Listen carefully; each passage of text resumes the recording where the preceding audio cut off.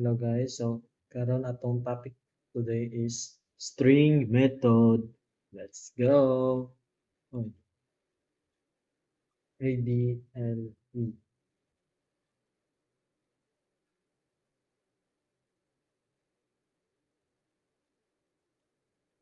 Sample name, input, input, enter your full name. Close parentheses. Ay, nakalimutan ko ng string. Close parentheses, enter, then len. Ang meaning sa len is siya ang mag-ihap kung pila ka letters ang gibutang nimo ug unsa kataas imong pangalan. Sample, then result. Gibutang lang og result equals then result equals len parenthesis name. Nagbutang kog name kay pag pag-input sa pag-input nimo sa name is mo ni ang mo kuan. Then print dayon nato ang result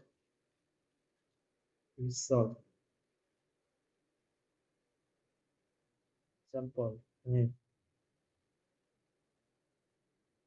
Ang butang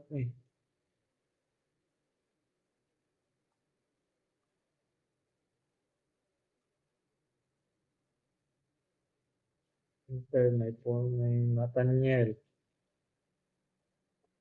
9. So 9 siya ka letters. Isa po na to. Isa, duha, tulo, upat, lima, unom, pito, walo, siyam. 9.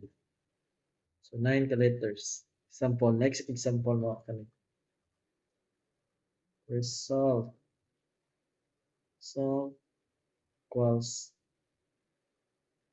fine. So karon mag result name dot find string letter A. Letter A. So diri sa find string comment sa na to. So diri sa find is pangitaon niya kung asa dap asa dapit ang pinaka asa dapit na part ang A ay pangpila ang A. So era na to.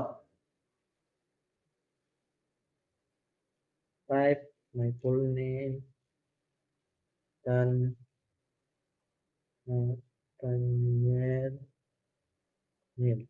So 1. Nganong 1 siya? So pag diri nagasugod siya og 0 1. So ang A nako is 1. 0 1